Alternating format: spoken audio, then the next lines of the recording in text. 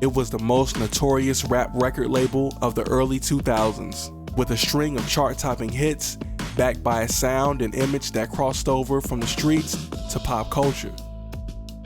Led by hip-hop mastermind and producer Irv Gotti, Murder Inc. Records dominated the charts, the airwaves, and hip-hop culture.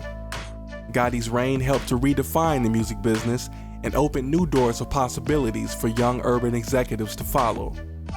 Learn why Irv Gotti is arguably one of the brightest business and creative minds in hip-hop history, and how the impact he has made on the culture is about more than hit records.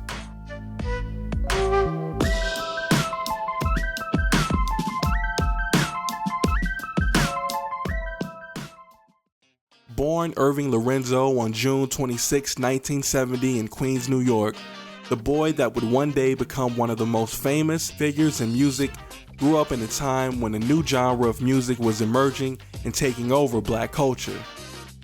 In the 1970s, a Bronx, New York DJ known as Kool Herc began using two turntables to extend the breakbeats on popular R&B and funk records. Later, party MCs would say rhymes over the breakbeats to keep the crowd moving. The new style of music quickly became popular among young partygoers and kids in the inner city. By the end of the decade, the genre that became known as hip-hop was a mainstream commodity. Raised in Hollis, Queens, the same neighborhood as pioneering hip-hop group Run DMC, a young Irving was inspired to be a part of hip-hop culture in the 1980s. He began DJing at the age of 11. By age 15, he was DJing his neighborhood block parties. Now going by the name of DJ Irv, he started putting out self-produced mixtapes, which were moving an impressive amount of units on the streets. He would start DJing and producing records for local artists. His popularity grew. In 1987, he was flown to London to DJ for a Brooklyn rapper by the name of Jaz-O, while Jaz-O worked on his debut album, Word to the Jazz. While there, Irv would be introduced to Jaz-O's protege, a young Brooklyn MC by the name of Jay-Z. DJ Irv and Jay-Z hit it off quickly, and Irv would go on to work as Jay-Z's personal DJ. Jay-Z would later give Irv the nickname Gotti. With some financial backing from his older brother, Chris, he co-founded Top Dog Productions. Under his company, Irv would manage a Queens rapper, Mike Geronimo. Irv secured Geronimo would deal with independent record label TVT Records. In 1995, Geronimo released his debut album, titled The Natural, executive produced by Gotti. Although the album did not perform well commercially, it contained a standout track titled Time to Build, which featured Gotti's friend and partner, Jay-Z, as well as an unknown rapper from Yonkers, New York, named DMX. Around the same time, DJ Irv was managing another New York rap act, a group called the Cash Money Clique. The group featured three up-and-coming New York rappers, Chris Black, Nemesis, and R.U.L.E. They built up a buzz by releasing the street singles For My Clique and Get the Fortune. DJ Irv managed to find a loophole to get CMC's videos played strategically on the on-demand music video channel, The Box. Their video would play right after the video for the hit single by Def Jam artist Method Man, titled All I Need, featuring Mary J. Blige. The video caught the attention of Def Jam executive Leor Cohen, who was using a similar tactic to get Method Man's video played on The Box as well. Leor was in awe of R.U.L.E, the small kid who had the biggest voice and the most charisma in CMC. Leor would reach out to Irv, interested in signing R.U.L.E, who was still under contract with TVT Records. Due to the lack of commercial success of Mike Geronimo's album, TVT was not going to do anything with Irv's other act. Steve Gottlieb, the owner of the label, allowed Irv to take Ja Rule to Def Jam.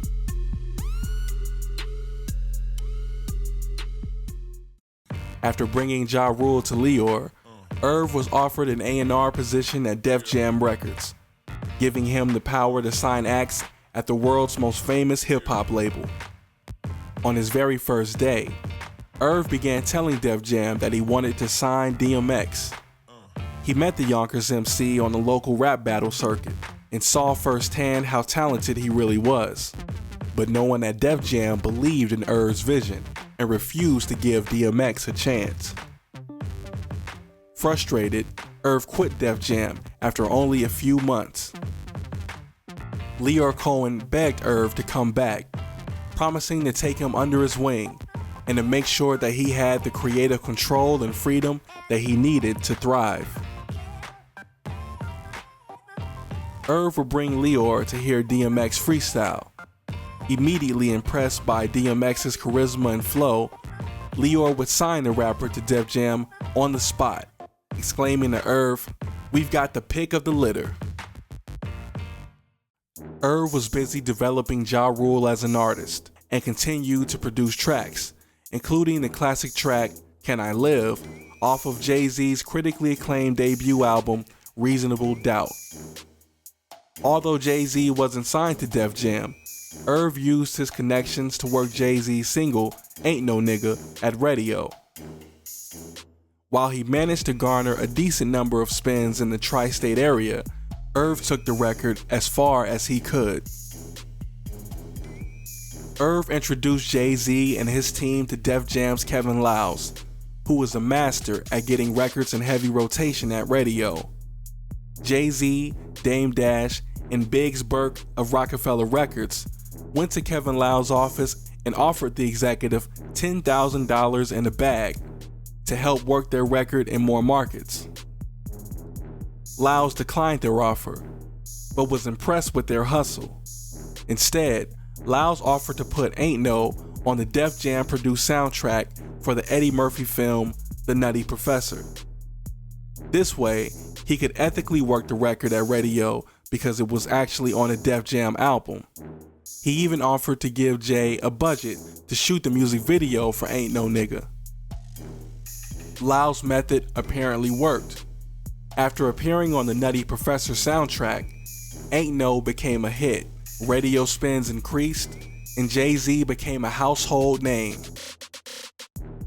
Because of Irv's introduction and the success of Ain't No, Def Jam would sign Jay-Z to a multi-million-dollar label deal to distribute Jay-Z's next album on Rockefeller Records / Def Jam.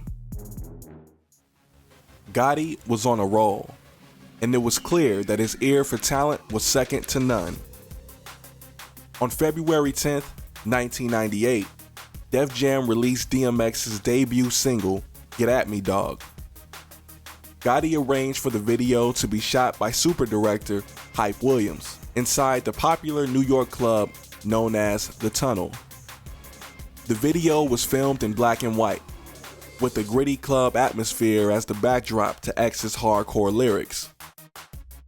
Gotti believed that the gritty imagery was what real hip-hop fans wanted, the complete opposite of the glamorous raps and shiny suits popularized by Puff Daddy and Bad Boy Records during that time. But Def Jam executives were not happy with the single or the video. They were furious with Gotti for what they saw as wasting the label's money on promoting a single that no one would buy. This only made Gotti more determined to prove his detractors wrong. He went around the office drawing triangles with the 5 on the walls. This was the Billboard chart symbol representing 5 million records sold. Gotti was predicting that X would sell 5 million units. Despite Def Jam's lack of belief in DMX, Get At Me Dog proved to be successful, peaking in the top 40 and top 10 of the pop charts and rap charts, respectively. It seemed like Gotti's prediction was right. X's debut album, It's Dark and Hell Is Hot, was released in 1998 and went on to sell 4.5 million records. With the perfect fusion of commercial and critical acclaim, It's Dark became one of the most successful debuts of a rapper during that era. Quick to capitalize off of X's instant success, Def Jam ordered another album to be released immediately.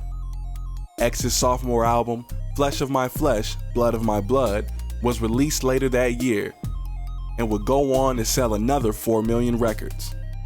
DMX was now the biggest star in the world, and Irv Gotti was a certified kingmaker. With the success of Jay-Z, DMX, and the rising star power of Ja-Rule, Gotti conjured up the idea that the three should form a rap supergroup. He would name the trio Murder Inc. The plan was for the group to release an album. With their equally yoked rhyme skills, and having been frequent collaborators in the past, Gotti was sure that Murder Inc. would be the biggest rap group in hip-hop history.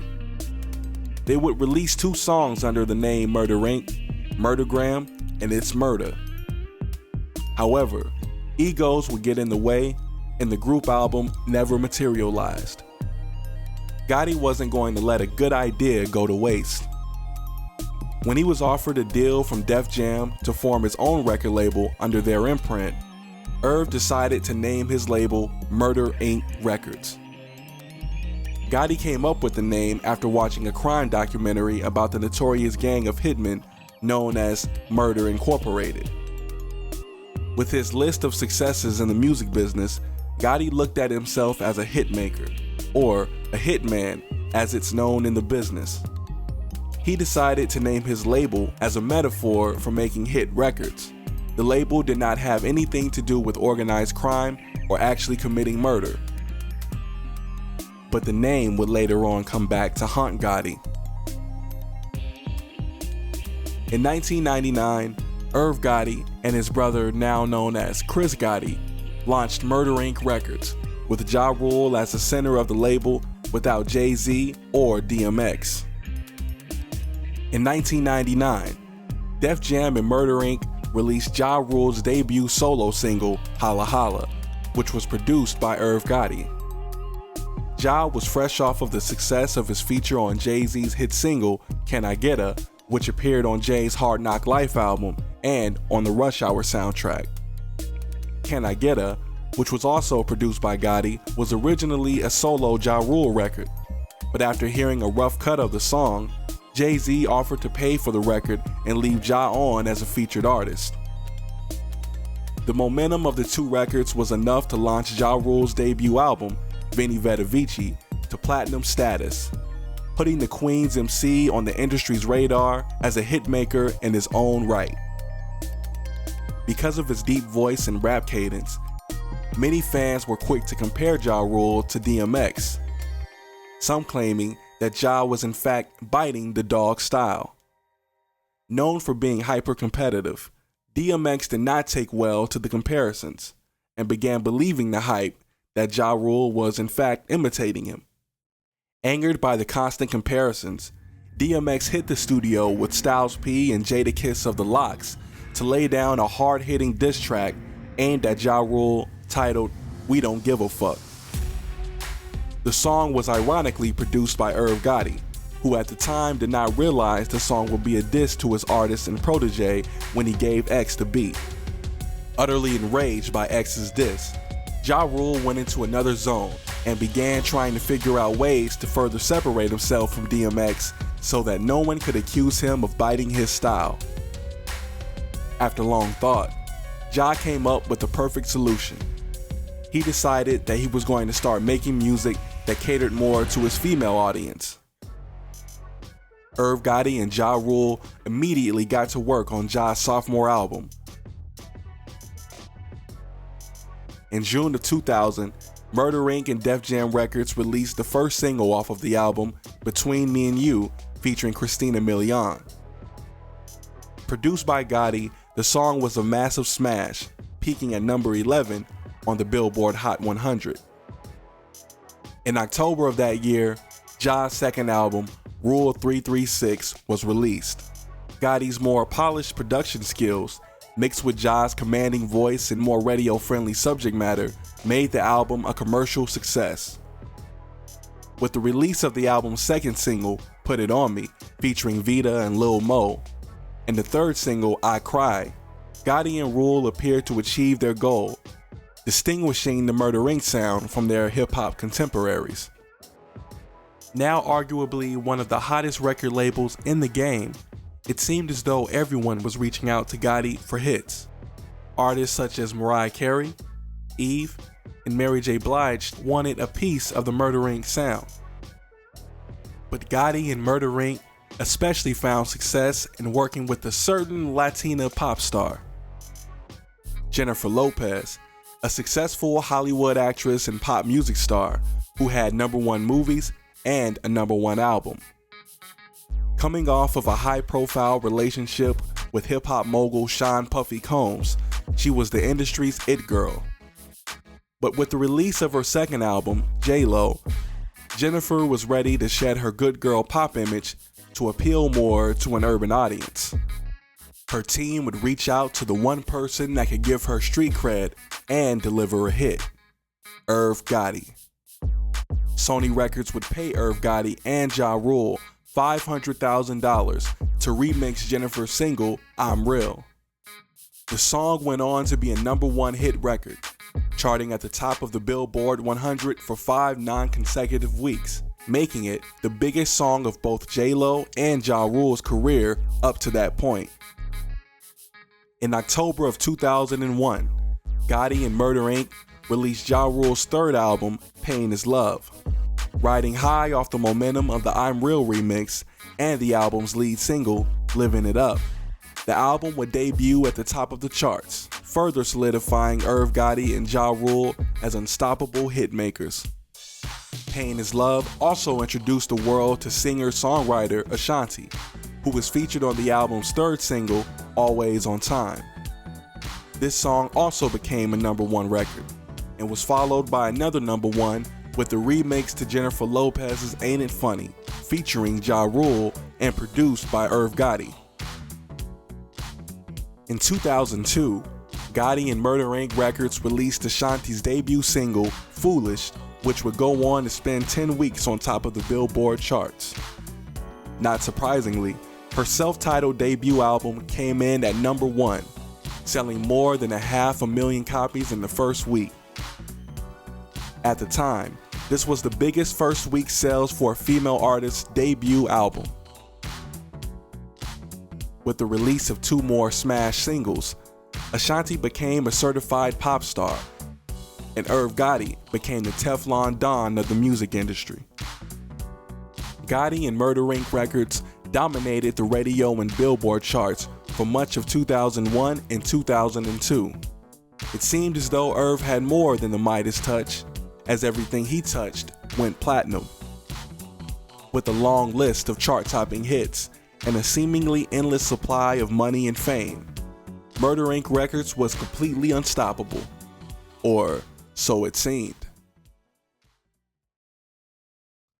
In 2003, federal agents raided the New York City offices of Murder Inc., as well as the homes of Irv and Chris Gotti. The federal government had been investigating the Gotti brothers for the past 4 years due to their association with former Queens, New York kingpin Kenneth Supreme McGriff. Supreme had formerly headed the 1980 street crew known as the Supreme Team.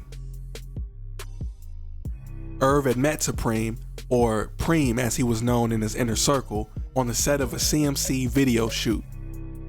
The two were from rival neighborhoods in Queens, and prior to their first encounter, had never had any affiliation or association. Preem admired Irv's directing skills and wanted him to direct a movie that he had written himself. Over time, Preem and the Gotti brothers built up a friendship. The relationship was born out of mutual respect, but never anything illegal. The feds falsely suspected that Murder Inc. Records was funded by illegal drug money from Preem's organization. However, by the time that he and Irv had met in the early 90s, Preem was far from the drug kingpin he had been in the 80s. Following a 12-year stint in prison, Preem and his Supreme Team organization were no longer running the streets. Despite their lack of connection to any illegal activity, Irv and Chris Gotti were arrested and indicted on 2 charges: money laundering and conspiracy to money launder. They were facing 20 years in prison. The government offered Irv and his brother a plea deal. They would only have to serve 6 months in prison if they cooperated with feds and gave up information on Supreme, who was facing a separate trial that involved drug trafficking and murder.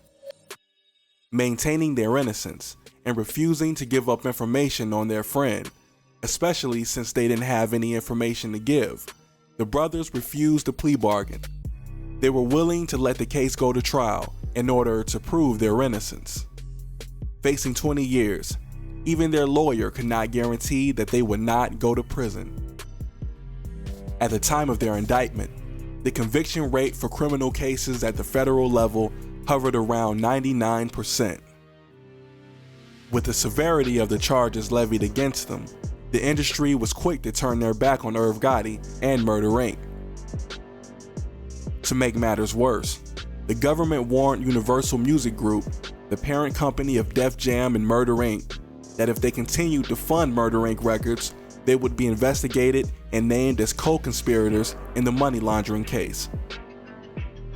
Almost overnight, Irv Gotti's business, worth hundreds of millions of dollars, was pulled from underneath him. With no budgets to work with, Murder Inc.'s ability to perform as a top record label was now gone.